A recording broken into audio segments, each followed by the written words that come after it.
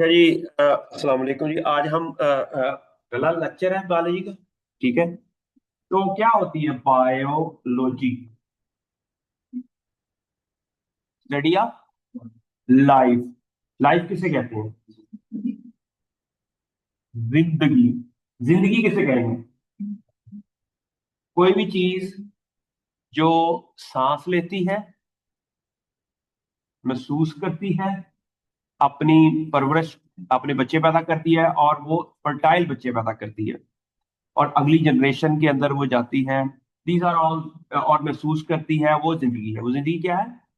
क्या है उसके अंदर? कि सांस, रेस्पिरेशन है उसके अंदर। क्या है? रेस्पिरेशन, सांस लेने का अमल है उसके अंदर। और वो रिप्रोडक्शन करती है, वो महसूस करती है। और इसके अलावा वो देर आर, ये जो फाइव सेंसेस हैं जो तो ह्यूमन के अंदर, लेकिन प्लांट्स के अंदर तो नहीं है। लेकिन मेन डेफिनेशन यही है, जो सांस लेती है और नए बच्चे पैदा करती है, जनरेशन पैदा करती है और फर्टाइल ऑफस्प्रिंग पैदा करती है। उस चीज को हम क्या करेंगे कि ये जिंदा चीज है। ये क्या है? जिंदा चीज है। और इस जिंदा चीज को स्टडी करना बायोलॉजी कहते हैं। अब इस सारी सिस्टम को स्टडी करने का फायदा क्या है, नुकसान क्या है, इसके कोर कंसेप्ट्स क्या हैं, ये इंशाल्लाह इस सब्जेक्ट के अंदर हम पढ़ेंगे। और इसका क्या तल्लक है आपकी डिजिटल मीडिया एंड कम्युनिकेशन या अकेला डिजिटल मीडिया के साथ, इसको भी हम हाईलाइट करेंगे। हम ये स्टडी करेंगे कि कैसे हम इन दोनों, जो शुबा है, एक डिजिटल मीडिया और बायोलॉजी, ये दोनों मिलके कैसे आपकी जिंदगी के अंदर एक रेवोल्यूशन लेकर आ सकते हैं। रेवोल्यूशन। और आप कैसे एक अच्छे डिजिटल मीडिया, आपको क्या कहते हैं डिजिटल, अगर आप प्रोफेशनल, क्या कहते हैं आप? एक इंजीनियर होता है, एक आर्किटेक्ट होता है, आप क्या है? एग्रीकल्चरिस्ट होता है। आप क्या है? हैं? मीडिया पर। अच्छा, मीडिया पर कैसे एक अच्छे डिजिटल मीडिया पर्सन बन सकते हैं। ठीक हो गया जी। तो आपकी कम्युनिकेशन मुझसे ज्यादा अच्छी होगी क्योंकि आपका नॉलेज ज्यादा है मीडिया से related.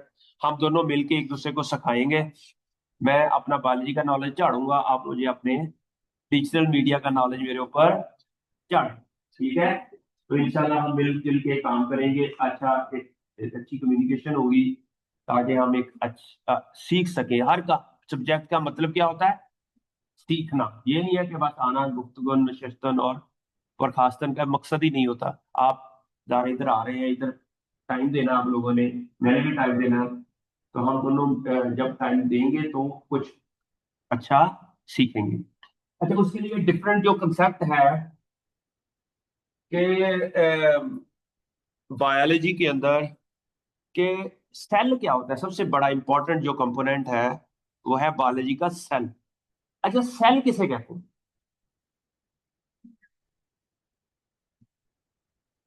Basic unit of life. अच्छा, ये तो हो गया ना बेसिक यूनिट ऑफ लाइफ। वैसे ओवरऑल सेल की डेफिनेशन क्या होती है? ये क्या है? सेल। ये सेल है ना?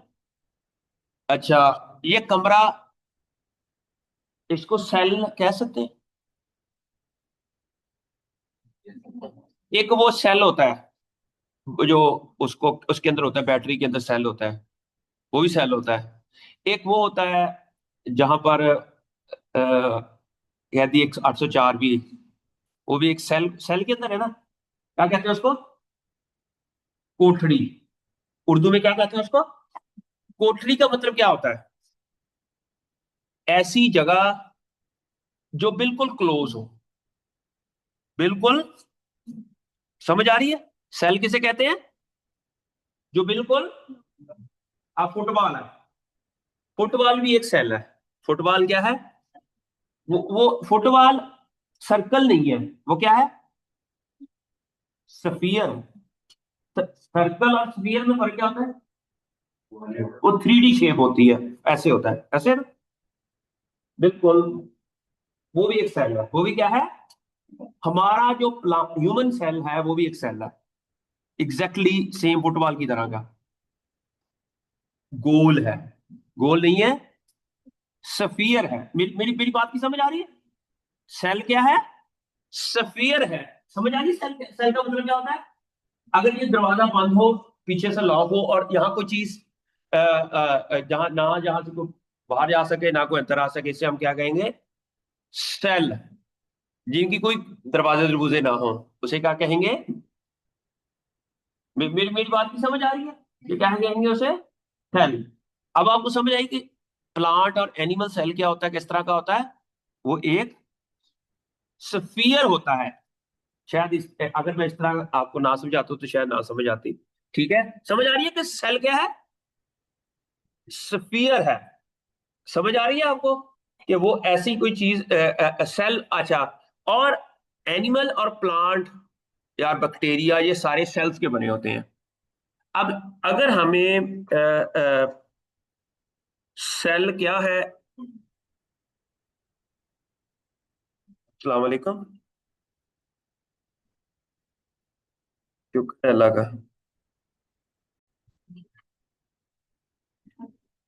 इफ यू हैव कोई भी मसला हो, आप या आपके जस्ट वॉकिंग डिस्टेंस पे है यहाँ पर एग्रीकल्चर साइंसेज, वहाँ पर आप किसी से पूछ लें कि डॉक्टर मोहम्मद शफीक साहब के पास जाना है, तो मेरा ऑफिस है वहाँ पर। स्टूडेंट का हजूम लगा होता है, क्योंकि बच्चे कुछ ना कुछ सीखने, कुछ ना कुछ चीजें करने, हम रिसर्च करते हैं।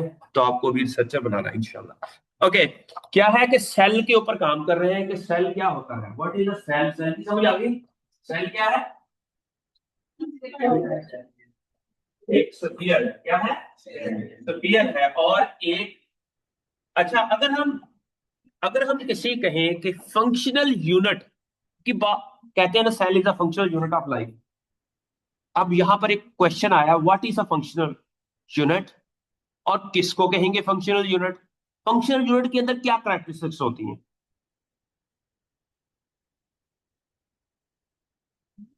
जी वजह, फंक्शनल यूनिट का मतलब क्या होगा? अगर हम कहें कि इस डिपार्टमेंट ऑफ डिजिटल मीडिया के अंदर कोई चीज फंक्शनल यूनिट है, यहां पर यूनिट कौन कौन से हैं? ये लेक्चर रूम को हम एक फंक्शनल यूनिट कह सकते हैं। फंक्शनल यूनिट का मतलब होता है कि पूरे ऑर्गेनाइजेशन के अंदर एक ऐसा कमरा जहां पर हम एक कोई फंक्शन अदा कर सकें। यहां कुछ हो सकता है, क्या फंक्शन अदा करें? हम लेक्चर ले रहे हैं, ये एक फंक्शन है, तो इसको हम कह सकते हैं फंक्शनल यूनिट है। अगर ये लाइटें शाइटें इसकी ना हो, पंखे पुंखे ना चल रहे हो, तो इधर चेयर्स ना हो, तो हम इसको फंक्शनल यूनिट नहीं कहेंगे।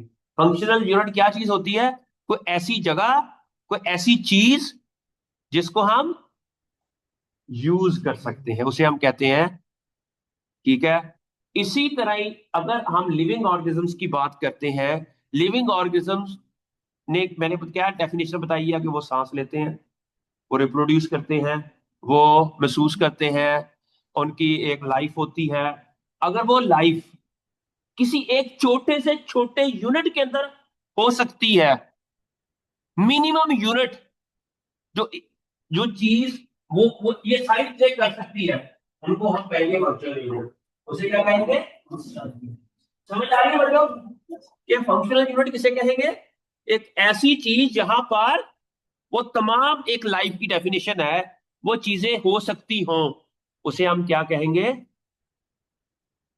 Everything is clear? अब आपने ना लॉजिकली पढ़ना है। क्या पढ़ना है?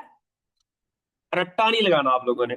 मेरे साथ आप लोगों ने, हमने टू वे कम्युनिकेशन, जो आपका नॉलेज है हम वहां से स्टार्ट करेंगे और आपको अपग्रेड करेंगे। समझ आ रही है यहां पर? फंक्शनल यूनिट की समझ आ गई क्या होती है? फंक्शनल यूनिट किसे कहते हैं? उसमें किसी भी, ये functional unit is not only in case of biology, आप हर जगह में इसको, यार डिजिटल मीडिया के अंदर भी आप कह सकते हैं कि कैसा रूम, यहाँ पर हम पूरी की पूरी फर्जी एक छोटी सा छोटा यूनिट हो, जो एक बहुत बड़ी बिल्डिंग भी हो सकती है, एक छोटी सी एक रूम भी हो सकता है, जहां पर आप वो तमाम डिजिटल मीडिया से रिलेटेड चीजें रिकॉर्डिंग कर सकते हैं, आप उसके अंदर एडिटिंग कर सकते हैं, समथिंग लाइक दैट। ठीक है, उसे हम क्या कहेंगे? तो cell is a functional unit of life. Everything is clear? अच्छा, अब क्वेश्चन ये है कि मैंने अभी बताया कि हमने लॉजिक से बात करनी है। Before going into the logic, हमें डेफिनेशन पता होना चाहिए, व्हाट इज अ साइंस। क्योंकि हम बायोलॉजी है, biology is a part of science. तो साइंस किसे कहते हैं? जी बच्चे, योर नेम? नूरे जहां बताएगी व्हाट इज। नूरे जन्नत? अच्छा, नूरे जन्नत जी। नूरे जन्नत बताएगी व्हाट इज साइंस।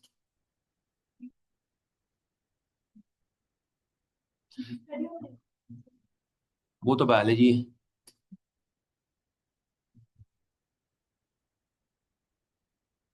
अच्छा, आपका है नूरे जन्नत, आप एफएससी की है? किस आईसीएस, कंप्यूटर साइंस? क्या ये डिजिटल मीडिया कम्युनिकेशन ये साइंस है या आर्ट है? साइंस। तो फिर तो ये साइंस होगी, आप आर्ट कह रहे हैं। What is the difference between science and art?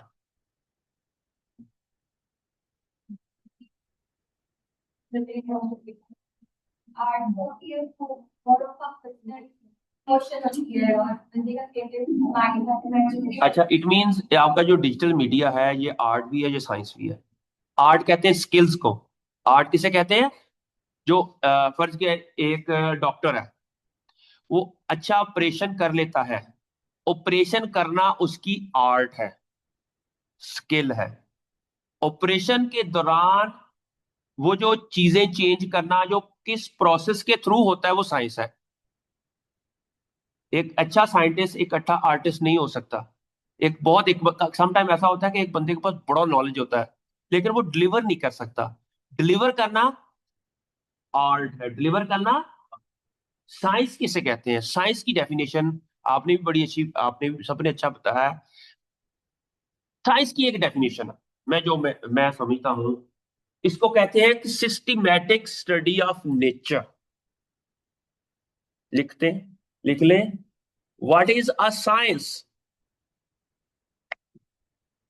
Systematic study of nature is called science.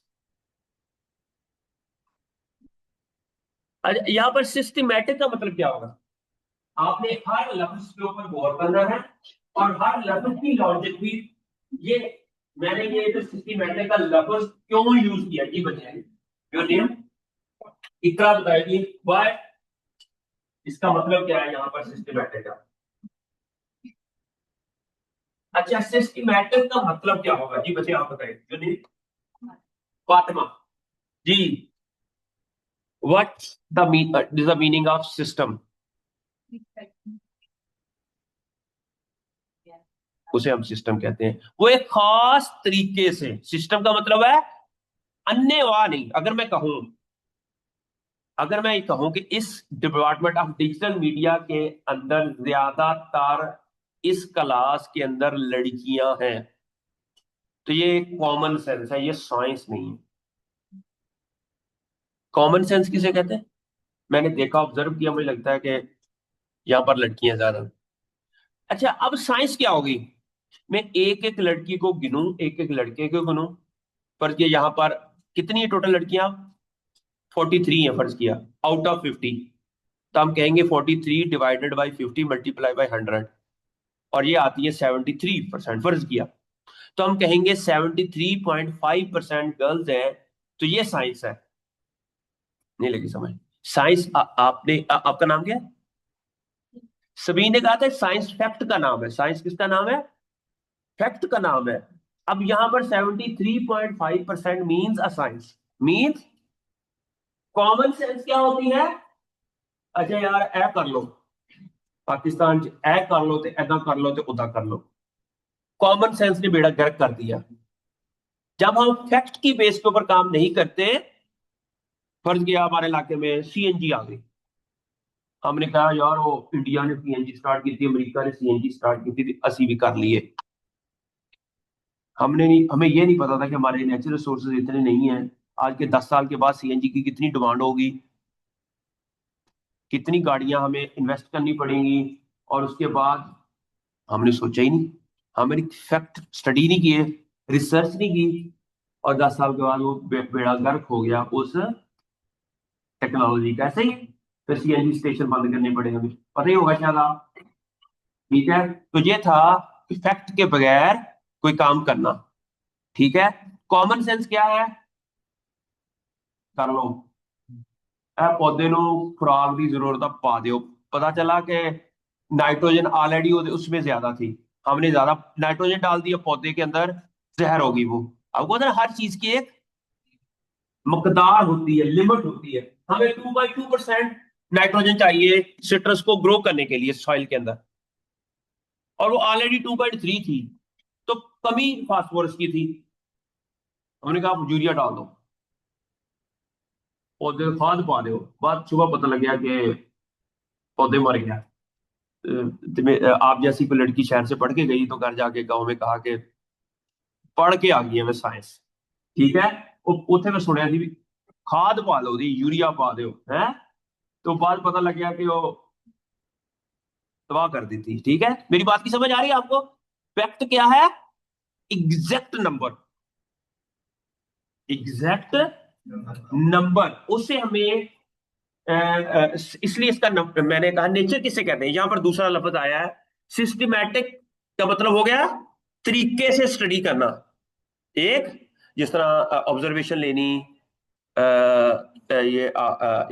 और सबसे पहले आपने ऑब्जर्व करते हैं चीजों को। सबसे पहले क्या करते हैं? जिसकी ऑब्जर्वेशन अच्छी है he can be a good scientist. जिसकी ऑब्जर्वेशन अच्छी है, अगर आपको पता ही नहीं है कि ये व्हाइट कलर है तो आप अच्छे साइंटिस्ट नहीं बन सकते। पहली बात क्या है कि आपको पता होना चाहिए कि ये किस चीज का क्वेश्चन है। ये ऑब्जर्वेशन करेंगे तो पता चलेगा ना ये किस चीज का क्वेश्चन है। आपकी ऑब्जर्वेशन ही नहीं है तो आप एक अच्छे साइंटिस्ट। फिर आप ऑब्जर्वेशन के बाद आपको एनालिसिस भी आना चाहिए। अब ये ऑब्जर्वेशन क्या है कि ये 2 और 2 प्लस, ये प्लस का क्वेश्चन है, ये आपकी ऑब्जर्वेशन है, ऐसे ही है। एनालिसिस क्या है कि इसको प्लस करना है, और प्लस करना आता है आपको, आपने प्लस किया। आउटपुट, आउटपुट क्या है? आप ऑब्जर्व कर लेते हैं, आप एनालिसिस कर लेते हैं, आप उसका एक आउटपुट देते हैं। अगर ये तीनों काम आप करते हैं और वो ठीक हो तो हम आपको कहेंगे इंटेलिजेंट है। आप क्या है? ऐसे ही इंटेलिजेंट की डेफिनेशन क्या होती है जी बच्चों? What is it, what is the definition of intelligence? कोई भी बंदा, आप फर्ज किया हम आपको कहते हैं कि तूने ये एक वीडियो बनानी है किसी भी साइंस के टॉपिक के ऊपर, और आप उसको अच्छी तरीके से एडिटिंग कर सकते हैं। आप अच्छी तरीके से उसको पहले तो मवाद इकट्ठा करना, फिर उसका एक वीडियो बनाना, और फिर वो लोगों ने उसको देखा भी बहुत अच्छा। It means that you are intelligent in digital media. ऐसे ही है जो मेरी नाकस राय के मुताबिक। अस्सलाम वालेकुम। अस्सलाम। मैं ना अभी 12 बजे तक आऊंगा, 12 बजे लेंगे फिर मैं। ठीक है। अच्छा बच्चे, क्या कह रहे थे हम? इंटेलिजेंट किसे कहते हैं? कोई भी चीज जी अच्छे तरीके से अप्लाई करके उसे हम इंटेलिजेंट कहेंगे। अगर यही काम एक मशीन करे, ऑब्जर्व करे, एनालाइज करे, और एक आउटपुट दे, उसे हम क्या कहेंगे? एआई कहेंगे। शहजादी देखिए, उसे क्या कहेंगे? एआई। एआई का मतलब आर्टिफिशियल इंटेलिजेंस। एआई का समझ आ गई? और आपको डिजिटल मीडिया वाले को तो सबसे पहले पता होना चाहिए कि एआई होती क्या है, एआई का मतलब क्या है, एआई कहां से आई। मे- मेरी मेरी मेरी मेरी बात की समझ आई ना? एआई अगर कोई करता है, इट मींस अगर आपने एआई में एक्सपर्ट आना है तो आपको पता होना चाहिए कि डाटा क्या होता है, ऑब्जर्वेशन क्या है, एनालिसिस क्या है, आउटपुट क्या है। और अगर ये काम एक मशीन कर रही है, आपका कैमरा कर रहा है, कैमरा कैमरा या आप किसी चीज का इमेज लेते हैं और उस इमेज को एनालाइज करना है, या एक कैमरा ड्रोन है, ड्रोन जो आपका कैमरा डिजिटल मीडिया में आ जाता है। अच्छा, वो ड्रोन जो कैमरा है वो क्या करता है कि उसके साथ हमने ना उसको इंटेलिजेंट बनाया हुआ है। क्या बनाया हुआ है? क्योंकि आप डिजिटल मीडिया के स्टूडेंट हैं, यू शुड नो कि इंटेलिजेंट किसे कहते हैं। हमने उस ड्रोन को इंटेलिजेंट बनाया हुआ है कि तूने जाना है, जाकर फसलों के ऊपर जाना है, जहां जहां आपको कीड़ा नजर आए वहां वहां स्प्रे करनी है। अब वो कैसे इंटेलिजेंट हो? मैंने कहा कि आपने इंटेलिजेंट बनने के लिए, अब यहां पर बायोलॉजी और डिजिटल मीडिया इकट्ठा हो गया। बायोलॉजी और डिजिटल मीडिया या डिजिटल टेक्नोलॉजी जो है वो इकट्ठी हो गई कि आप एग्रीकल्चर एक्सपर्ट बन गए आप लोग। एग्रीकल्चर वालों ने आपको डाटा दिया, एग्रीकल्चर वालों ने आपको क्या दिया? डाटा क्या है? ये इंसेक्ट फर्ज किया हमारे पास, ये इंसेक्ट है। कैमरे ने तस्वीर ली, कैमरे ने कहा, आपने कैमरे को बताया कि ये इंसेक्ट है, फर्ज किया बेटा, आपने कैमरे को बताया ये इंसेक्ट है, ये इंसेक्ट नहीं है, ये इंसेक्ट है, ये। फिर आपने इसकी कुछ 40,000 तस्वीरें ली और अब आपने कैमरे को लर्निंग करवा दी। क्या कर दी? एक छोटे बच्चे को जिस तरह हम लर्निंग करवाते हैं, 2+2 = 4, 5+3 = 8, 9+3 = 12। Very good, very good. अच्छा, अब हमने उसको एक छोटे से बच्चे को ऐसा नंबर दिया जो पहले हमने उसको नहीं सिखाया था। फर्ज किया 3+6 दिया, अगर वो 9 कर देता है, इट मींस अब वो इंटेलिजेंट हो गया। अब क्या हो गया? प्लस का इंटेलिजेंट हो गया। इसी उसको हम कहें, अच्छा, इसी एक मशीन को हमने पहले बताया 2+2 4 होते हैं, 3+5 8 होते हैं, 5+6 11 होते हैं। अब वो इंटेलिजेंट हो गई। अब उसको कोई भी वर्ड देते हैं तो वो कैलकुलेटर बन गया। और इस प्रोसेस को, इस लर्निंग के प्रोसेस को हम कहते हैं मशीन लर्निंग। क्या कहते हैं? Machine learning. मशीन को कैसे लर्न करवाना है, इसमें एक छोटे से बच्चे को हम प्लस का क्वेश्चन समझ कर करवाते हैं, इसी तरह एक मशीन को हम सिखाते हैं। अच्छा, इस तरह कैमरे को सिखा दिया हमने, लेकिन कैमरा तो नहीं सीखेगा। कैमरे के पीछे कोई टेक्नोलॉजी होगी, कोई एल्गोरिदम होगा, कोई कंप्यूटर का कोई सॉफ्टवेयर होगा, उसको हम सिखाएंगे कि ये कैमरा है, ये जो तस्वीर आप देख रहे हो इसमें ये इंसेक्ट है, ये इंसेक्ट है, ये इंसेक्ट है। अब वो पूरा जो लैंडस्केप के अंदर वो पूरा एक लैंडस्केप के अंदर वो देख रहा है उसको। मेरी बात की समझ आई ना? उसमें इंसेक्ट एक छोटी सी चीज है। अब वो कैसे उसको आइडेंटिफाई करेगा? It must be very intelligent, he must be. और वो इंटेलिजेंट कैसे होगा? और जब वो सारे का सारा, सर मैं 12 बज जाने हैं। अस्सलाम वालेकुम बच्चे, 12 बज जाने मैंने। 11:30 12 बजे तक मैं आऊंगा, फिर आके डिस्कशन कर लेते। किधर है?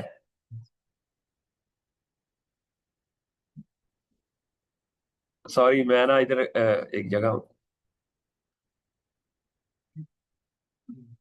असल में ना मेरे रिसर्च के स्टूडेंट है।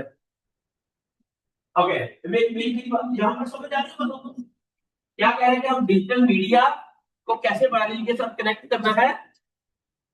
क्या है कि अब वो इंसेक्ट जो है, अब हमने उन इंसेक्ट्स को किल करना है। उसके लिए टेक्नोलॉजी, डिजिटल टेक्नोलॉजी की जरूरत है। We need to find camera. कैमरे के पीछे कंप्यूटर साइंस, आपके माशाल्लाह कंप्यूटर साइंस के भी बंदे हैं। आप लोगों को कंप्यूटर भी आती है, आपको प्रोग्रामिंग भी आती होगी, आपको एल्गोरिदम भी आता होगा। वो आता होगा? नो? अच्छा चलें। मेरे लिहाज से तो अगर ये बायोलॉजी, डिजिटल मीडिया और ये सारी इसके अंदर कंप्यूटर साइंस और इन सब का ये जो है ना मिक्सचर, ये मुझे लगता है आपका जो साइंस है। ठीक है, उसके अंदर आप लोगों ने सीखना कैसे है, आप लोगों ने क्या करना है। जो एक आम टेक्नीशियन है, टेक्नीशियन किसे कहते हैं, फर्ज किया कोई बंदा सिर्फ आपकी आपके जो दौर में हम कहेंगे, एक बंदा जो सिंपल तस्वीरें खींच रहा है या लैब के अंदर कोई काम कर रहा है, जो माली को हम टेक्नीशियन कह सकते हैं। लैब के अंदर कोई आप रिपोर्ट लेने जाते हो, मेडिकल इमेजिंग टेक्नोलॉजी, कोई एक्सरे की रिपोर्ट लेता होता है, वो जो एक्सरे लेता है वो बंदा टेक्नीशियन होता है। They don't know what is inside the X-ray, उनको ये पता है कि एक्सरे लेना कैसे है, एक्सरे की इंटरप्रिटेशन कौन करता है, डॉक्टर। ठीक है, तो जो टेक्नीशियन है ना, they don't know the science behind the X-ray और लैब रिपोर्ट और समथिंग, तो वो डॉक्टर है। आपने डॉक्टर बनना है, आपने इंजीनियर बनना है, आपने क्या करना है, वो एनालिस्ट बनना है। मेरी मेरी बात की समझ आ रही है? आपको पता है कि ये जो काम हुआ है उसकी लॉजिक क्या है, ये ऐसा ही क्यों हुआ है, इसको किस तरह प्रेजेंट किया जाए, तो ये ऑडियंस जो है दे नो। आपको ऑडियंस की साइकोलॉजी भी चाहिए, आपको पता होनी चाहिए। मेरी बात की समझ आ रही है आपको? अच्छा, अब ये एआई का दौर है आजकल, तो हर कोई एआई का दौर है। आपको पीछे कैसे हम इस लिविंग ऑर्गेनिजम्स को हम फर्ज किया, हमारा लिविंग ऑर्गेनिज्म के अंदर प्रॉब्लम क्या है, मेडिकल इमेजिंग टेक्नोलॉजी, हमने ये देखना है कि इसको कैंसर है कि नहीं। हमने एक ऐसी मशीन बनानी है, डिजिटल मशीन बनानी है, जो कि हमें डिटेक्ट कर सके कि इसको early detection of the cancer cell line. ये भी मुझे लगता है आपके ही सब्जेक्ट के अंदर आएगा, डिजिटल मीडिया के अंदर ही। ठीक है, तो मेरी बात की समझ आ रही है? तो यू मस्ट बी आपको ना अपना अपना ना ब्रॉड विजन करें। क्या मेरी मेरी बात की समझ आ रही है? कि आप लोग इसके में थोड़े से कंसेप्ट है इसके अंदर, शायद आप लोगों को पता हो, बाकी मैं चीजें पहले उधर ही चलते हैं। Biomimicry, nature inspired design solutions.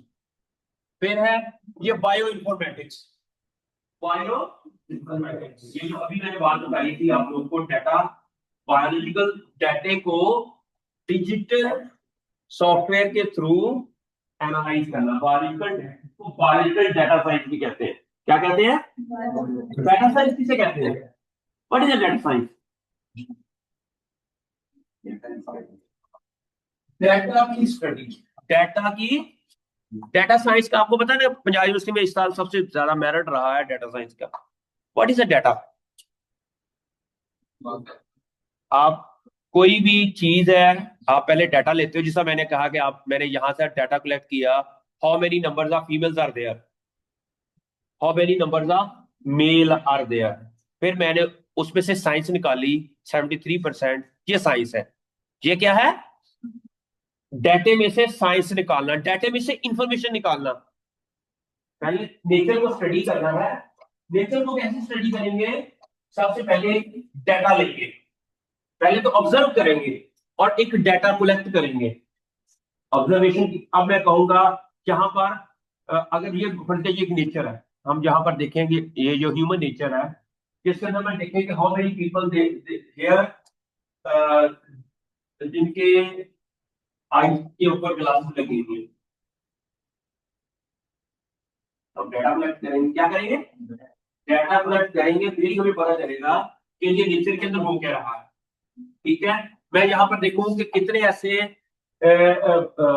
बच्चे हैं जिनके नाक में, क्या करेंगे, ठीक है, कुछ भी हो सकता है। ठीक है, जो कुंबड़े हुए हैं वो कितने हैं, जो नॉर्मल और फ्लेक्स बैठे हैं, वो ये क्या है, कैसे पता चलेगा? डाटा से क्या मिलेगा? We need to collect the data, और उस डाटे में से इंफॉर्मेशन निकालनी, that is known as data science, that is known as. अच्छा, मेरे लिहाज से आपको पूरी दुनिया के डिजिटल मीडिया का डाटा आपके पास होना चाहिए। आपको पता होना चाहिए कि पूरी दुनिया में लोग कितने परसेंट लोग हैं जो यूट्यूब पे, या एक एक तो है ना ये जो मीडिया, दूसरा मीडिया कौन सा होता है, इलेक्ट्रॉनिक मीडिया, और दूसरा ये जो टीवी टूवी होते हैं, क्या कहते हैं उसको, ट्रेडिशनल मीडिया। तो आपके पास नॉलेज होना चाहिए। ये कैसे लेगा, जब आपके पास डाटा होगा। फर्ज किया मैं एग्रीकल्चर की बात करता हूँ। यूएसए में एक डिपार्टमेंट बना हुआ है एग्रीकल्चर का। अब वो क्या करता है, फर्ज किया आपने एक नई कंपनी खोलनी है। आप वहां पर एग्रीकल्चर एक्सटेंशन डिपार्टमेंट में जाते हैं। आप कहते हैं कि मैंने एक नई फर्टिलाइजर की कंपनी खोलनी है, जब मैंने एक नर्सरी बनानी है, तो वो हमें आपको वहां से लाइसेंस लेना पड़ता है। वो लाइसेंस क्या करता है, वो जो है ना, उनके पास डाटा होता है कि करंटली फ्लोरिडा में कितने फार्मर्स हैं, उनकी कितनी रिक्वायरमेंट है फर्टिलाइजर की, उनकी कितनी रिक्वायरमेंट है सीड्स की, उनकी कितनी रिक्वायरमेंट है। अगर आप यहाँ बिजनेस करना चाहते हैं, तो वो उनको ये भी बता देगा कि ऑलरेडी इतने बिजनेस कर रहे हैं लोग, आप करोगे तो आपको इतना का बेनिफिट होगा। लेकिन हम आपको सजेस्ट ये करते हैं आप ये ना करें, ये कर लें।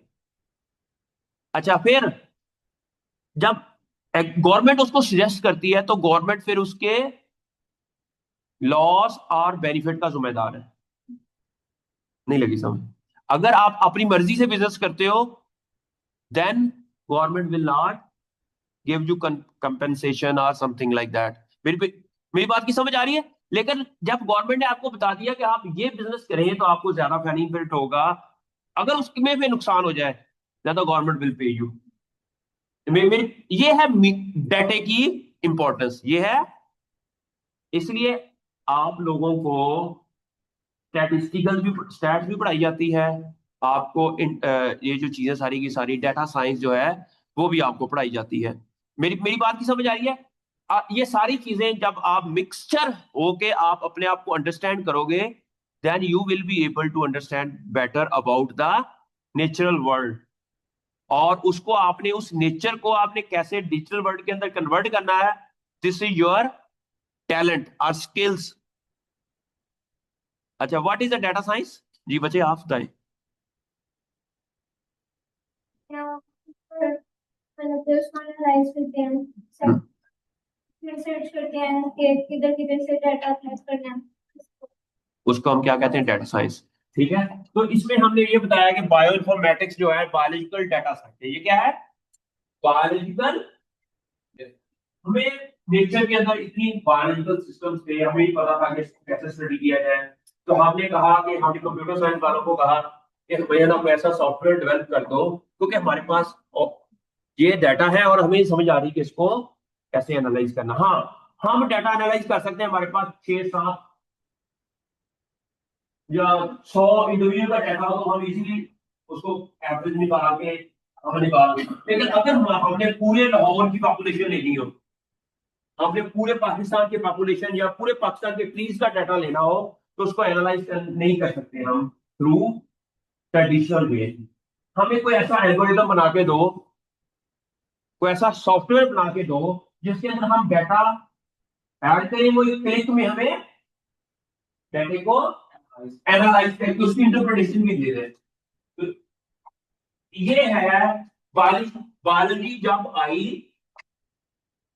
कंप्यूटर साइंस के साथ, ग्राफिक, अभी ये सारे के सारे डिजिटल मीडिया के साथ, तो फिर हमें नई चीजें सीखने को मिली। मेरी बात की समझ आ रही है आपको? This is how we can connect biology with technology, technology. ठीक है। उसके बाद है इमेजिंग। ये मैंने ऑलरेडी आपको बता दिया है कैसे हम इमेजिंग को यूज करते हुए, बायोलॉजिकल इमेज को यूज करते हुए, हम उससे को स्ट्रक्चरली, डिजिटली, आज को पता ना, आजकल दुनिया में, सारी दुनिया में जितनी भी डिस्कवरीज हो रही है ना, ड्रग की डिस्कवरी, वो डिजिटल टेक्नोलॉजी से हो रही है। कैसे? आपने प्रोटीन, फर्ज किया हमने देखा कि एक पैथोजन है, वो डिजीज काज करता है। पैथोजन क्या करता है? और हमने देखा कि उसके अंदर वो कौन सी ऐसी प्रोटीन है, या कौन सा ऐसा मैकेनिज्म है, या कौन सा ऐसा केमिकल वो प्रोड्यूस करता है ह्यूमन बॉडी के अंदर, जिससे डिजीज आती है। तो हमने देखा कि अब उसके अगेंस्ट हमने ड्रग बनानी है, पर क्या ये वो मशीन प्रोटीन है। अब हम इसके अगेंस्ट, इसकी स्ट्रक्चर हमारे पास है, जो नेचर के अंदर इसकी स्ट्रक्चर है ना, वो हमने एक्सरे, एक XRD एक सॉफ्टवेयर एक मशीन है, उसके अंदर हम प्रोटीन को डालते हैं, वो हमें उसकी स्ट्रक्चर बना देती है। ठीक है, और वो स्ट्रक्चर हमने कंप्यूटर को कहा कि स्ट्रक्चर को इस तरह सेव करो कि हमें पता चल जाए कि इसकी स्ट्रक्चर क्या है, उसके एंगल्स क्या हैं, उसकी केमिस्ट्री क्या है। ठीक है, अब हमारे पास एक ऑनलाइन एक डेटाबेस है जिसे हम कहते हैं केम बैंक। क्या कहते हैं? Chemical bank. जिस तरह ब्लड बैंक होता है, जिस तरह हमारा डेटाबेस है अनादरा का, इसी तरह दुनिया के अंदर दुनिया के तमाम केमिकल की स्ट्रक्चर का एक बैंक है, जिसे हम क्या कहते हैं? केम बैंक। ठीक है, अब हमने देखा है कि इस केमिकल की ये स्ट्रक्चर है, ये बॉडी के अंदर जाके डैमेज करती है। अब हमने इसको खत्म करना है, तो हमारे पास एक सॉफ्टवेयर है। आजकल गूगल ने एक नया सॉफ्टवेयर डेवलप किया है। वो एआई की बेस के ऊपर ना एक प्रोटीन को स्ट्रक्चर हम उसको देते हैं, वो उसके अंदर डिफरेंट स्टेप्स हैं, और स्टेप्स के थ्रू वो उस प्रोटीन के अगेंस्ट जो उसकी ड्रग है वो भी हमें डिजाइन करके दे देता है। लेकिन उसके ऊपर काफी स्टेप्स लगते हैं तब जाकर हमें, पर क्या ये स्ट्रक्चर है प्रोटीन की, आपने इसको तबाह करना है, हमने इसके अगेंस्ट एक ड्रग डिजाइन करनी है, तो we need digital technology to to synthesise new drug, to synthesise. मेरी बात की समझ आ रही? फार्मेसी खत्म है अगर वो डिजिटल टेक्नोलॉजी पे नहीं आएगी। फार्म जो दुनिया में तमाम ट्रेडिशनल टेक्नोलॉजीज खत्म हो गई हैं नो, एआई ने आके, आप अकेला एआई डाटा साइंस और कंप्यूटर वाले ना पढ़े, यू गाइस शुड नो। मैं बायोलॉजी का बंदा हूं, लेकिन मैं बहुत ज्यादा एआई को यूज करता हूं, आर्टिफिशियल इंटेलिजेंस को यूज करता हूं, मैं डाटा साइंस को यूज करता हूं, और हालांकि मैं biologist, why I need that. आप कहेंगे कि मैं तो मीडिया रिपोर्टर हूं, मैं मुझे क्या तलक एआई से। जी जी। तो आपने इसके बारे में अब नॉलेज कैसे लेंगे, you need to know that.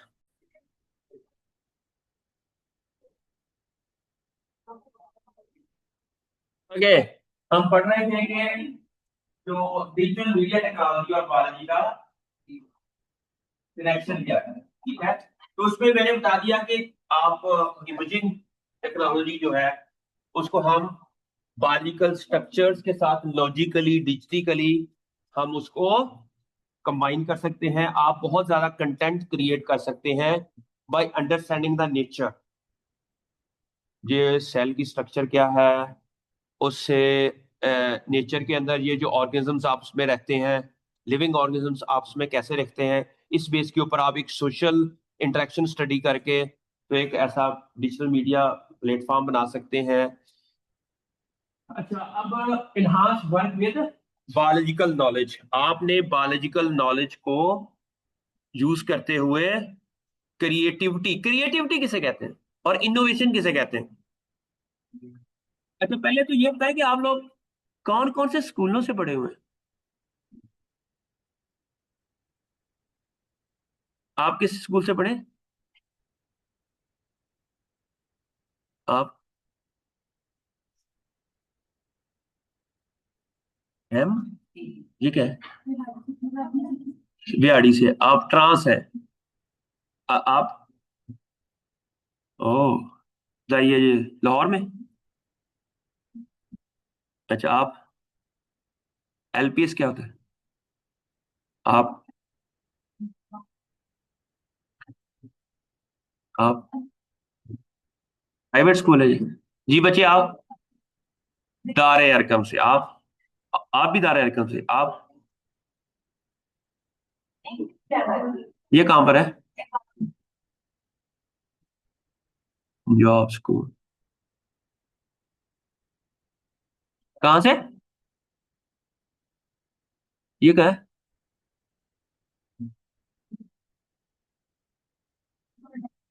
Government school से? जी। यूनिक। ओके, ये सारे आप डिफरेंट स्कूलों से हैं। ठीक है, तो क्रिएटिविटी क्यों नहीं आप लोग में? क्रिएटिविटी किसे कहते हैं ये बच्चे आपके स्कूल में हैं?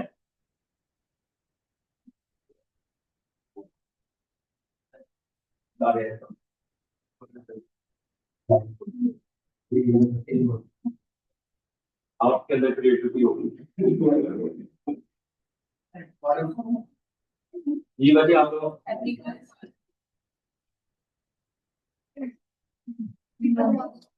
आप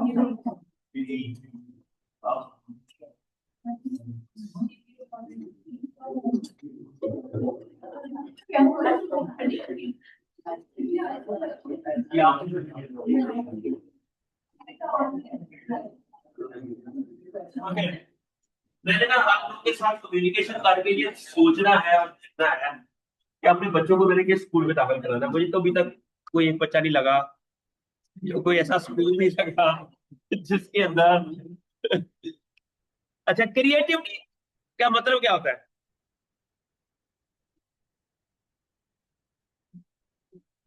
इनोवेशन किसे कहते हैं आप लोगों ने मेरे आपस में नहीं कम्युनिकेट करना मेरे साथ कम्युनिकेट करना कम्युनिकेशन स्टडी में आप पढ़ते हैं ओके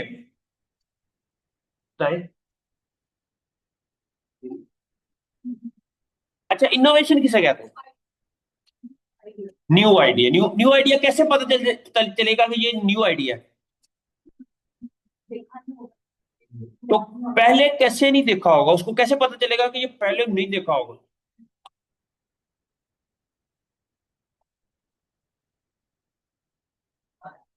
चीज में जब हमें नजर आती है ना तो फिर उसे ओवरकम करने के लिए एक नया आइडिया ऐसे आप भी डायरेक्टली वैल्यू पे करिए तो आप भी नया आइडिया निकाला है और ओके जरा इनोवेशन उसे कहते हैं इनोवेशन किसे कहते हैं फर्ज कि आप एक टॉपिक पे रिसर्च कर रहे हैं आपका एक टॉपिक है हेलो आपने एक टॉपिक है फर्ज किया आप काम करना स्टार्ट कर रहे हैं कि कोई नई टेक्नोलॉजी डेवलप करनी है लेंसेज के ऊपर ठीक है आपने देखना है कि कैसे पता चलेगा सबसे पहले तो ये पता होना चाहिए कि आइज की जो प्रॉब्लम्स क्या होती हैं ये किसने सबसे पहले स्टडी की उसको स्टडी करने के बाद उसकी आइज का इलाज कैसे डिस्कवर किया फिर सबसे पहले बंदे ने किसने लेंस लेंस किसका बनता है और जब ये पूरे रिसर्च पेपर्स इस सीरीज ऑफ रिसर्च पेपर जब आप पढ़ लेते हो फिर आपको पता चलता है कि दुनिया में यहां तक काम हो चुका है और इससे आगे नहीं हुआ इट मीन आपको लिटरेचर पढ़ना पड़ता है क्या करना पड़ता है या लिटरेचर के अंदर आपके रिसर्च पेपर भी आ सकते हैं आपका सोशल मीडिया भी के ऊपर जो कंटेंट होते हैं उससे भी आपको और देखने से भी आपको आपने किसी ने देखा नहीं होगा तो वो भी हम ऑब्जर्वेशन से भी हमें पास एक नॉलेज आ जाता है जब आप ये सारा काम करने के बाद एक ऐसी चीज के ऊपर काम करते हैं जो पहले कभी किसी ने नहीं की वो इनोवेशन होती है इनोवेशन लीड्स टू क्रिएटिविटी समझ आ गई नई चीजें अच्छा अब साइंस जो है वो इनोवेशन की बेस के ऊपर होती है आप नई से नई स्टडीज लॉजिक किसे कहते हैं लॉजिक किसे कहते हैं अगर मैं कहता हूं कि इंसानी ब्लड के अंदर इंसानी जिस्म के अंदर एक ब्लड होता है जो कि ब्लड को सर्कुलेट करवाता है और उसकी वजह से ऑक्सीजन सर्कुलेट होती है क्योंकि आप इंसान है इसलिए आपके अंदर ब्लड होगा तो ये एक लॉजिक है ये क्या है लॉजिक है हम कहेंगे अगर हम ये कहें कि जानवरों के अंदर ठीक है जानवर वैशी होते हैं तो इसीलिए इंसान वैशी है ये लॉजिक है ठीक है तो लॉजिक के साथ बात करना उसे हम क्या इसके अंदर कोई ना कोई अ, अ, अ, हम्म, कोई बात जो है वो किसी तरीके से बयान करना उसे हम क्या कहते हैं लॉजिक ठीक है अगर आप कहेंगे सर्दियां हैं इसलिए बारिश हो रही है तो ये लॉजिक नहीं है बारिश इसलिए हो रही है क्योंकि हवा में नमी की मकदार ज्यादा होगी और हवा अगर इतने % km/h से चले तो इतने घंटे बाद बारिश होती है, ये डाटा हमें बताता है, तो बारिश हो रही है। ठीक है, तो लॉजिक के साथ बात करना ही। अच्छा, आगे आगे ये बायोमिमिक्री होती है, जिस तरह के डिफरेंट आप डिजिटल प्लेटफॉर्म के ऊपर डिजाइन बना सकते हैं। ठीक है, by studying the nature. Nature nature क्या है? नेचर में काम है, नेचर के अंदर बैलेंस है। बैलेंस किसका मतलब क्या होता है? बैलेंस। नेचर के अंदर अगर कोई तवाजन है, बैलेंस का मतलब है तवाजन है, कि नेचर के अंदर अगर अगर आपके गट के अंदर पैथोजेनिक बैक्टीरिया है ना, तो अल्लाह मियां ने आपके नेचर के अंदर बैलेंस ये रखा हो कि हमें फ्रेंडली बैक्टीरिया भी दिए हुए हैं। नेचर के अंदर फ्रेंडली बैक्टीरिया भी है। आपको पता है कि before the age of industrialisation, before the age of, nature के अंदर before the age of synthetic chemicals, nature के अंदर इंसेक्ट्स थे, जो फ्रेंडली इंसेक्ट भी थे और पैथोजेनिक इंसेक्ट भी थे। लेकिन पैथोजेनिक इंसेक्ट किल हो जाते थे फ्रेंडली इंसेक्ट से। नहीं लगी समझ? एक ऐसे इंसेक्ट जो हमारे पौधों को या हमें मलेरिया काज डिजीज काज करते हैं, वो इंसेक्ट भी थे जो हमें नुकसान पहुंचाते हैं। ऐसे भी इंसेक्ट भी थे जो उन बैक्टीरिया और इंसेक्ट्स को नुकसान पहुंचाते हैं जो हमें नुकसान पहुंचाते हैं। उसे हम कहेंगे फ्रेंडली इंसेक्ट। क्या कहते हैं? नेचर के अंदर बैलेंस था। नेचर के अंदर हमने क्या किया, जब सिंथेटिक केमिकल्स यूज किए तो हमने वो इंसेक्ट्स भी मार दिए जो फ्रेंडली थे, जिसकी वजह से क्या हुआ कि हमने नेचर को इम्बैलेंस कर दिया। और हमें हर साल फर्टिलाइजर पेस्टिसाइड डालनी पड़ती हैं। अब हर साल पेस्टिसाइड्स, इंसेक्टिसाइड, फर्टिलाइजर हमें ऐड करनी पड़ती हैं, जो कि पहले नहीं करनी पड़ती थी नेचर के अंदर। हमने नेचर को डिस्टर्ब किया, तो नेचर ने हमें डिस्टर्ब किया। सुनामी जो आए हैं वो नेचर की डिस्टर्बेंस की वजह से आई है। जो तूफान आते हैं, जो अभी ग्लोबल वार्मिंग है। ग्लोबल वार्मिंग किसे कहते हैं? जो आजकल सबसे ज्यादा क्लाइमेट चेंज हुआ है और ग्लोबल वार्मिंग हुई है, उसकी भी वजह यही है कि हमने नेचर को इम्बैलेंस कर दिया।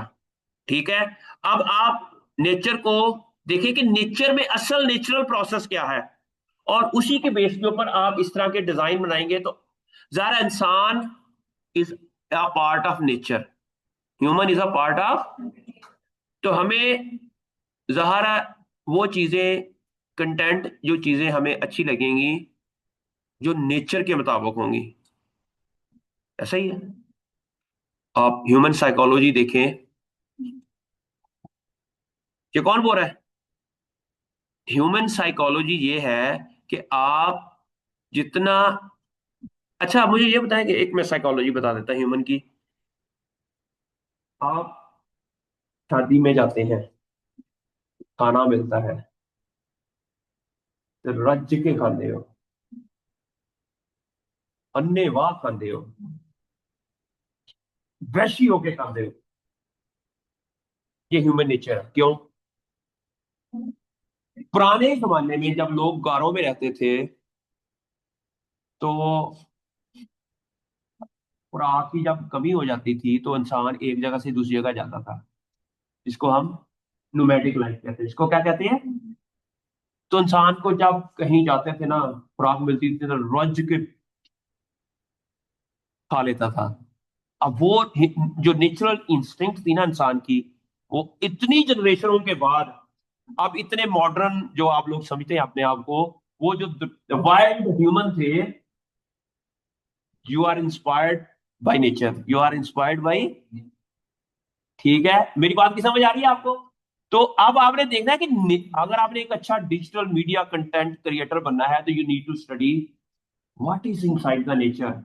हाउ ज़ारा ह्यूमन साइकोलॉजी है कि वो नेचर से बड़ा इंस्पायर्ड होता है। जो बायोलॉजी है वो आपको नेचर को स्टडी करने का के बारे में बताएगी कि कैसे हम नेचर को स्टडी करके हम वो मीडिया कंटेंट बनाएं जो कि नेचर के से इंस्पायर्ड होगे। आप साइकोलॉजी, ह्यूमन साइकोलॉजी, बायोलॉजी जो भी है इन सबको आप स्टडी कर सकते हैं और उससे हम एक ऐसी चीजें बना सकते हैं दैट हेल्प यूर प्रोफेशनली। ठीक है, समझ आ रही है आप लोग को? तो नेचर, जंगल में कभी कभार चला जाया करें, वहां जाकर देखें कि ये बर्ड्स, प्लांट, वाटर, ये आपस में कैसे इंटरेक्ट करते हैं। कौन सा पौधा किस, नहीं, कौन सा बर्ड्स किस पौधे के ऊपर बैठता है, उसी के ऊपर ही क्यों बैठता है, वो किसी और पौधे के ऊपर, उसकी हैबिटेट क्या है। क्या हमने लाहौर के अंदर जो स्मोक आई है उसकी वजह यह तो नहीं कि हमने नेचर को डिस्टर्ब कर दिया है? शायद कोई ऐसे हमारे पास 1999 से पहले, शहबाज शरीफ के आने से पहले नेचर होती हो लाहौर में। जब ये पीएचए बना है, पता है आपको पीएचए का, पार्क्स एंड हॉर्टिकल्चर अथॉरिटी बनी है, उससे पहले नहीं थी। ना ही ब्यूटीफाई किया जाता था, नॉर्मल तरीके से ब्यूटीफाई किया जाता था। अब किसी ने जाके कह दिया शहबाज शरीफ को कि यार महकमा बनाओ और पौधों का, ਜਿਹੜੇ ਮਲਕਾ ਬਰਤਾਨੀਆ ਦੇ ਘਰ ਨਹੀਂ ਪੌਦੇ ਲੱਗੇ ਹੋਏ, ਉਹ ਇੱਥੇ ਲਾਉਣੇ ਆ ਲਾਹੌਰ 'ਚ। ਅਸੀਂ लाहौर ਨੂੰ ना पेरिस बना देना। हमने क्या किया, पौधे सारे बाहर ट्रांस पौधे ले आए।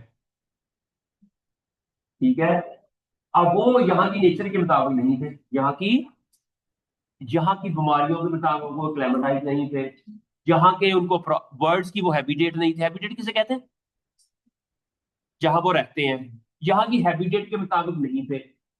अब पौधों की हैबिटेट खत्म हो गई, अब ऐसे टॉक्सिक प्लांट्स आ गए जो कि उन पौधों की के रहने के लिए जगह नहीं थी, उनकी फूड के लिए जगह नहीं थी। अब वो बर्ड्स भी यहाँ से माइग्रेट कर गए। ठीक है, अब पोल्यूशन आ गई, वो पोल्यूशन को भी वो पौधे इतने इन्वायरमेंटली फ्रेंडली नहीं थे, जिसकी वजह से क्या हो गया, स्मोक आ गई। ਹੁਣ ਅਸੀਂ उस स्मोक ਨੂੰ कंट्रोल कर लिया, एंटी स्मोक गन ले आनी है। लेकिन हमने ये नहीं स्टडी किया कि हमने इस नेचर को डिस्ट्रॉय कैसे किया है। हमने इस नेचर को, we need to think how nature works. और ठीक है, मेरी बात नहीं समझ आ रही? क्योंकि इंसान के खबीर में है कि वो नेचर से इंस्पायर्ड जो नेचुरल चीजें हैं ना। अच्छा, आप नेचर के मुताबिक, आप घरों में लोग रहते थे, भागते थे, फिरते थे, तो सेहतमंद रहते थे।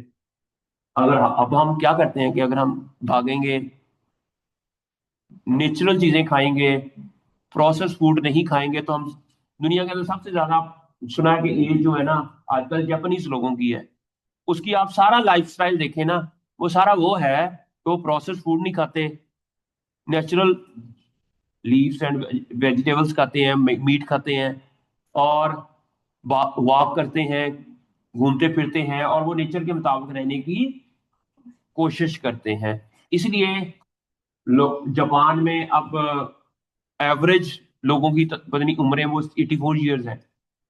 इतनी ज्यादा क्यों है? They live with the nature. मेरी बात की समझ आ रही है आपको? तो आपने भी अगर डिजिटल मीडिया के अंदर बहुत ज्यादा इंस्पायर करना है लोगों को, you must have the idea that is inspired by. ठीक है, आप, हम बायोलॉजी में लैब के अंदर जितना भी काम करते हैं ना, फर्स्ट हम डीएनए आइसोलेट करते हैं, फिर पीसीआर लगाते हैं। शायद आप लोगों ने देखा होगा कि हेपेटाइटिस सी का पीसीआर लगाते हैं। हम कहते हैं यार कोरोना आया, ऐसी पीसीआर करा लो, आया कि नहीं। अब ये जो पीसीआर है क्या है? डीएनए की कॉपीज बनती हैं, ये नेचर में बन रही होती हैं। नेचर में जब हमारा सेल रेप्लिकेट करता है ना, तो डीएनए की पहले कॉपीज बनती हैं, फिर 2 सेल्स बन जाते हैं। नेचर में हो रहा था डीएनए की कॉपीज। साइंटिस्ट ने क्या किया कि हम इसको आर्टिफिशियली ना करके देखें। जब एग्जैक्टली वो मैकेनिज्म स्टडी किया कि कैसे डीएनए की कॉपी बनता है, रेप्लिकेट कैसे होता है, तो लोगों ने आर्टिफिशियली डीएनए को कॉपी करना शुरू किया। जो कैरी मॉलस था 1985 में, कैरी मॉलस एक साइंटिस्ट था जो कि कैलिफोर्निया के बीच के ऊपर ड्राइविंग कर रहा था। उसके ड्राइविंग के दौरान उसके जहन में ख्याल आया कि नेचर में तो ये हो रहा है। उसने बीच वगैरह देख रहा होगा, नेचर को देख रहा होगा, उसके दिमाग में आया कि डीएनए नेचर में ऐसे रेप्लिकेट होता है, क्यों ना हम इसको आर्टिफिशियली करके देखें। वो अपनी लैब में आया, इनोवेशन और क्रिएटिविटी आई उसके जहन में, ठीक है ना, why not we should try to replicate that process. तो उसने किया तो वो डीएनए रेप्लिकेट हो गया, डीएनए। और इस एक इन्वेंशन आई 1985 में जिसको हम कहते हैं पीसीआर। किसे क्या कहते हैं? और आजकल जितनी डीएनए की टेक्नोलॉजीज है उनके अंदर पीसीआर का एक इंपॉर्टेंट रोल है। और इस पीसीआर टेक्नोलॉजी की वजह से जो ट्रेडिशनल डायग्नोस्टिक किट्स थी ना, वो सारी खत्म हो गई। अब दुनिया में सारी जितनी भी डायग्नोस्टिक हो रही हैं, हमने ये मालूम करना है कि आपको वायरस कौन सा है, बैक्टीरिया कौन सा है, आपका इम्यून सिस्टम कितना एक्टिवेट है, आपको कौन सी एनालिसिस करना कि आप कितने वीक हो इम्यूनिटी के तौर पर, उसके लिए पीसीआर टेक्नोलॉजी यूज होती है, ठीक है। लेकिन एक बंदे की इनोवेशन ने पूरी दुनिया के अंदर एक ऐसी टेक्नोलॉजी दे दी। अब इसके ऊपर फिर उसने ये पहला काम कैसे किया था कि डीएनए को ना रेप्लिकेट करने के लिए पहले 95 डिग्री सेंटीग्रेड टेम्परेचर चाहिए था। ये डीएनए ना डबल हेलिक्स होता है, शायद बायोलॉजी वाले स्टूडेंट पढ़े, ये डबल हेलिक्स होता है, इसके दो बॉन्ड होते हैं, ठीक है। ये डीएनए का एक स्ट्रैंड है, ये एक दूसरा स्ट्रैंड है। ये दोनों को पहले 95 डिग्री सेंटीग्रेड के ऊपर करके इसके दरमियान में हाइड्रोजन बॉन्डिंग होती है, वो रिमूव की जाती है, जिसको कोवलेंट बॉन्ड कहते हैं, ठीक है। फिर इसको एक specific virus specific primer design किया जाता है। फिर वो इसके साथ अनील होते हैं, पहले 95 डिग्री सेंटीग्रेड पे 1 मिनट के लिए रखते हैं, फिर 50 डिग्री सेंटीग्रेड पे 1 मिनट के लिए रखते हैं, फिर 72 डिग्री सेंटीग्रेड के ऊपर 1 मिनट के लिए रखते हैं। अब उसने 3 इस तरह के टब बनाए थे। एक टब का टेम्परेचर 95 डिग्री सेंटीग्रेड रख दिया, एक का 50, एक का 72। अब वो बेचारा और 40 बार उस साइकिल, पहले 95 पे 1 मिनट, 50 पे 1 मिनट, 72 फिर जाता था 95 पे, फिर 50 पे, और इस तरह ना 40 साइकिल के बाद उसके पास एक इतना अमाउंट ऑफ डीएनए आया जिसको हम रेप्लिकेट करवा सका। बाद में ये टेक्नोलॉजी आई, फिर उसने कहा यार मैं पूरा दिन इतना ही लगा रहेगा, इधर उधर जाऊंगा। फिर उसने कहा कि इलेक्ट्रिकल इंजीनियरिंग को कहा कि हमें ना, और computer science, digital media, digital technology, उसको कहा कि हमें कोई ऐसी मशीन बना दो जो खुद ब खुद ही टेम्परेचर 1 मिनट के बाद, उसका नाम दिया हुआ है थर्मल साइक्लर, क्या, और एक बीसीआर मशीन बन गई। अब ये मशीन ना बनती, डिजिटल मीडिया ना आता इसके अंदर, डिजिटल टेक्नोलॉजी ना आती, तो इसके अंदर इतनी, लेकिन डाटा तो इनिशियल कंसेप्ट तो बायोलॉजी का था, लेकिन उसके साथ इलेक्ट्रिकल इंजीनियरिंग और कंप्यूटर इंजीनियरिंग, ये तीनों मिलकर एक ऐसी टेक्नोलॉजी डेवलप की जो आज पूरी, फिर उसको नोबेल प्राइज भी मिला उस बंदे को इस डिस्कवरी के ऊपर। मेरी बात की समझ आ रही है आपको? This is the beauty of biology with technology. Biology के अंदर जितने भी हम प्रोसेसेस कर रहे हैं, हम अंडरस्टैंड करते हैं कि सेल कैसे रेप्लिकेट होता है, कैसे इसके अंदर डीएनए से आरएनए कैसे बनता है, प्रोटीन कैसे होती है, स्ट्रक्चर्स कैसे होती है, इन सबको अंडरस्टैंड करने के लिए आज कल के दौर में हमें टेक्नोलॉजी चाहिए, हमें कंप्यूटर साइंस चाहिए। और इस कंप्यूटर साइंस के अंदर आपको ये डिजिटल मीडिया टेक्नोलॉजी, मीडिया तो डिजिटल साइंस, हमें we can not study biology without, ठीक है। आजकल तो आप सर्किट, ये जो सर्किट्स हैं ये भी एआई बेस आ गए हैं बल्कि दुनिया में। इसके साथ आपको ऐप के साथ कनेक्टेड है, यू डोंट नीड दीज, सिर्फ एक वायर है और उस वायर के अंदर प्रोग्रामिंग की हुई है कि कौन सा स्विच, और वो ऐप के साथ कनेक्टेड है, कौन सा स्विच ऑन करना है, कौन सा switch. This is all AI या मशीन लर्निंग। मशीन लर्निंग कहेंगे इसको, क्या कहेंगे? मशीन लर्निंग किसे कहते हैं? मशीन को, मैं तो समझता था ये चीज आप मुझे, मैं आपसे सीखूंगा। अब मैं क्या क्या मेरी मेरी बात की समझ आ रही है आपको? तो आपने, अच्छा बायो इन्फॉर्मेटिक्स है, इसके ऊपर भी आपको इंशाल्लाह पढ़ाऊंगा कि कैसे हम बायोलॉजिकल डाटा को कैसे एनालाइज करेंगे यूजिंग टेक्नोलॉजी, ठीक है। ये सारी कहानी आप लोगों को मेरी, आजकल मैं इसके ऊपर मेरी काफी रिसर्च है, पीएचडी की भी मेरी इसी के ऊपर है, तो मैं इसके ऊपर काम करता हूँ। आप लोगों ने रिसर्च करनी हो, you are welcome in any, हम इंशाल्लाह टेक्नोलॉजी और बायोलॉजी और इसके ऊपर सारे मिलके we can publish lot of paper as well. आपको इंशाल्लाह इस कैपेबल भी करवाएंगे। प्रैक्टिकल टिप्स क्या है? Utilise apps and simulation effectively, connect biological to digital media, learning encourage curiosity and curiosity. या क्यूरियोसिटी क्या होती है? ये लफ्ज क्या होता है? क्यूरियोसिटी ये क्या होती है? तजस्सुस। आप बायोलॉजी को और मीडिया को मिला के ना आपके जब बायोलॉजी पढ़ते हैं तो आपको एक तजस्सुस आता है कि यार ये ऐसा क्यों होता है। जब आपके अंदर तजस्सुस आ जाए ना तो आप ऐसे नोवेल आइडियाज आपके जहन में आते हैं that will help you professionally. ठीक है। तो आप जाहिर है जब आपने कहा ना कि आप दूसरों से यूनिक कैसे नजर आएंगे? When you have a different content. ठीक है। When you have a different everything, तो आपके अंदर कॉन्फिडेंस आएगा और डेफिनेटली आपको लॉजिकली जब आप बात करेंगे तो आपके अंदर वैसे भी कॉन्फिडेंस आएगा। आपकी पर्सनैलिटी भी ग्रूम करेगी जब आप लॉजिकली, जब चवड़ा मारेंगे ना तो लोग कहेंगे चवड़िया। आप चवल दिखा सकते हैं किसी को? चवल क्या होता है? जी बच्चे, आप बताएं। डेरा इसमाइल खान, जी बताएं चवल किसे कहते हैं? बगैर लॉजिक से। ठीक है। तो आप चवल नहीं है। आपके मैं आप लोगों ने अब मुझे इतना बताना है कि आपका स्कूल बहुत अच्छा है। मैं आप लोग मुझे ये बताना है कि जिस स्कूल से आप पढ़े हैं आपने अपनी इज्जत नहीं रखनी, आपने अपने स्कूल की इज्जत रखनी है। ठीक है। तो आप लोगों ने मुझे बताना है कि कौन सा स्कूल। लेकिन एक स्टूडेंट फजाइया से कौन पढ़ी है? आप है? मैं पीएफ कॉलेज से पढ़ा हूँ। PF college Shorkot cantt. लेकिन अब उनका नाम भी फजाइया हो गया, पहले नाम आपका था, रिसेंटली चेंज हुआ है ना। मैंने एफएससी वहां से किया, पीएफ कॉलेज शोरकोट कैंट। हमारा जब हम पढ़ते थे ना कॉलेज में तो लाहौर के ना पीएफ कॉलेज के क्रिकेट की टीम और फुटबॉल की टीम हमारी शोरकोट आती होती थी।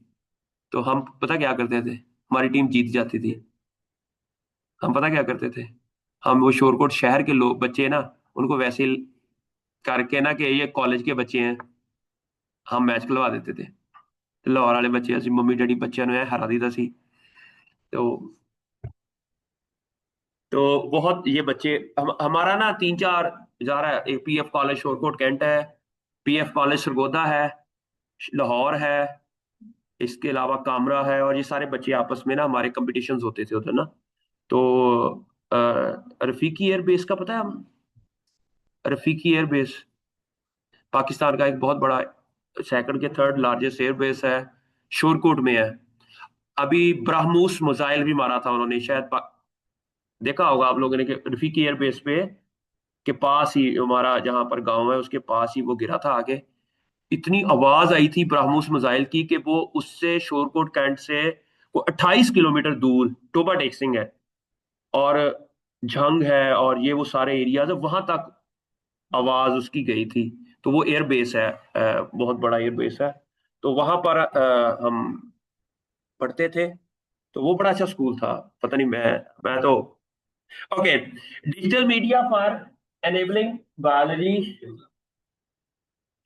समरी अंडरस्टैंडिंग बायोलॉजी एनहांस अवर,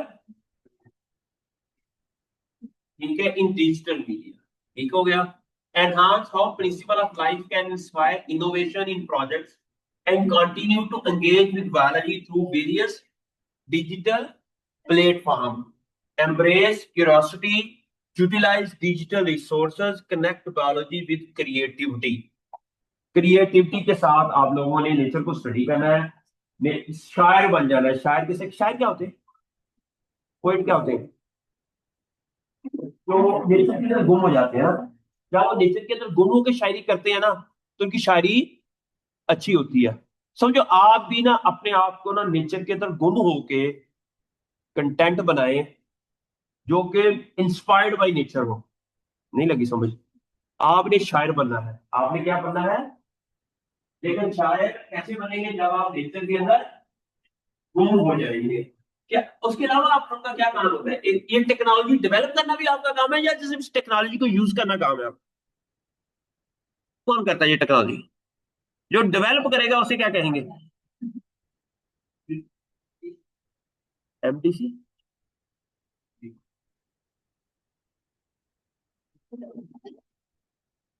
नहीं, इलेक्ट्रॉनिक्स वाले क्या करते हैं? नहीं, जो इलेक्ट्रॉनिक इंजीनियरिंग है वो क्या करती है? वो डेवलपमेंट करती है, आप यूज करते हैं। अच्छा, इट मींस, हेलो, अच्छा एक होती है, अच्छा एक होता है, बच्चों एक मिनट, एक होता है मैकेनिक। मैकेनिक किसे कहते हैं? इंजीनियर या मैकेनिक किसे कहते हैं? गाड़ी का मैकेनिक किसे कहेंगे? एक होता है मैकेनिक, एक होता है ड्राइवर। इसमें फर्क क्या होता है? यूज करता है। तो मैकेनिक वो सारा, इंजीनियर जो होता है वो उसको पता है कि गाड़ी कैसे बनती है, अगर इसके अंदर खराबी आ जाए। अच्छा, अब मैकेनिक है कि इंजीनियर है? नहीं, या ड्राइवर है? आप डिजिटल टेक्नोलॉजी के ड्राइवर है, ठीक है। अब ड्राइवर के लिए वो चीजें ही आपको अंडरस्टैंडिंग होनी चाहिए कि अब एक ड्राइवर है ना, अब वो कहेंगे कि ये इंजन कैसे बनता है, इसको कैसे खोला जाता है, तो अगर आप ड्राइवर को ये बताना शुरू कर देंगे ना, तो वो अच्छी ड्राइवर नहीं बन सकेगा, ठीक है। तो आप, इट मीन आप ड्राइवर है, आप इंजीनियर नहीं है। अगर हम कहें बायोलॉजी, मैं बायोलॉजी का इंजीनियर हूं, मैकेनिक को समझो, ठीक है। मेरी बात की समझ आएगा? अब लेकिन अगर मैं कहूं कि मैं बायो टेक्नोलॉजी है, उसका मैं ड्राइवर हूं, उसका मैं driver हूं। ऐसे ही है। स्टैट है, स्टैट अगर आपको पढ़ाई जाती है, स्टैट अगर आपको इस तरह पढ़ाई जाएगा, स्टैट कैसे बनी, क्या उसके अंदर वो फार्मूला कैसे बने, वो बेवकूफी करेगा स्टैट वाला आगे पढ़ा के। वो आपको बताए कि स्टैट को कैसे यूज करना है और कैसे आप डिजिटल मीडिया के प्रॉब्लम सॉल्व कर सकते हैं यूजिंग स्टैटिस्टिकल टूल। आपको स्टैट के ड्राइवर बनना है, मुझे भी स्टैट का ड्राइवर बनना है, आपने भी स्टैट के ड्राइवर बनना है, ना कि मैकेनिक बनना है। ये कहानी समझ आ रही है आपको? ठीक है, इस तरह आपने बायोलॉजी के मैकेनिक नहीं बनना, आपने बायोलॉजी के क्या बनने हैं? ड्राइवर। लेकिन उस ड्राइवर को समझने के लिए थोड़ी बहुत साइंस तो ज़रा आपको आती होनी चाहिए, तब जाकर आप एक अच्छे ड्राइवर बन सकते हैं। अगर आपको ड्राइवर भी नहीं आती, वे तो कोई फायदा नहीं ना। लाइसेंस होना चाहिए आपके पास, कुछ ना कुछ तो मिनिमम जो चीजें हैं, मिनिमम इंफॉर्मेशन आपके पास बायोलॉजी की होनी चाहिए, ताकि आप मीडिया टेक्नोलॉजी या डिजिटल मीडिया के अंदर एक अच्छे ड्राइवर बन सके, ठीक है, जो भी है, पता नहीं क्या बनना चाहते हैं आप। तो